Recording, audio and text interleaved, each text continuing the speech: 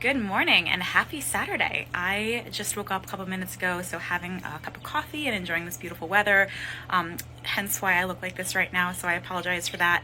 But let's talk about SIBO. I did a video where I went over some of the common red flags of SIBO, like excessive bloating immediately after eating, weight gain, having a lot of digestive issues. It can cause constipation or diarrhea. So let's chat a little bit more about SIBO, because fun fact, a lot of people who are diagnosed with IBS actually have SIBO and they are just incorrectly diagnosed. So if you have been given the IBS diagnosis, I would highly recommend requesting a SIBO breath test or working with a practitioner like me to do some more investigating on it. So there's actually three types of SIBO. There's hydrogen, methane, and hydrogen sulfide. The biggest difference is the type of bacteria that are overgrowing in your small intestine, but there are very different separate symptoms for each one of those. So if you are a methane dominant SIBO, a lot of times you're dealing more with constipation. If you are a hydrogen dominant SIBO, a lot of times you're dealing with constipation. And then if you are hydrogen sulfide SIBO, it could be a mix, but a lot of times one of the red flags of this one is really smelly sulfur-like gas. So just some things to look out for all of those.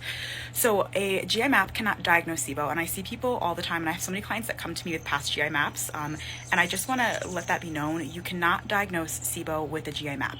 It can point in the direction of SIBO, but to get a true diagnosis, you do need to do a breath test. Usually you can get these done in your doctor's office and insurance will cover it. You can also order them through a practitioner, again, like myself.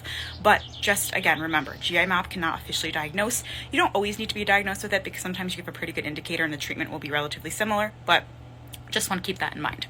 Now, when it comes to treating SIBO, it can be hard.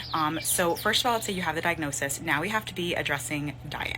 So a lot of times, a high fiber diet is something that's super beneficial when it comes to gut health. We get a lot of plant diversity, a lot of prebiotics. However, when you're dealing with SIBO, actually it can be very helpful to limit fiber. Now we don't want no fiber, but we don't want to be doing an excessively large amount of fiber because it's going to make your symptoms worse. So we want to be following a lower fiber diet. If we are having a lot of fruits and veggies, we want those to be completely cooked.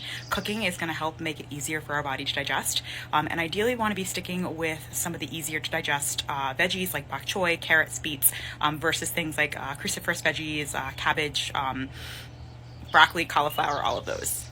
Now, of course, we also want to be cutting back on any type of added sugar, so sugar sweetened beverages. I also recommend limiting artificial or even natural sweeteners like stevia, because for some those can be really big triggers.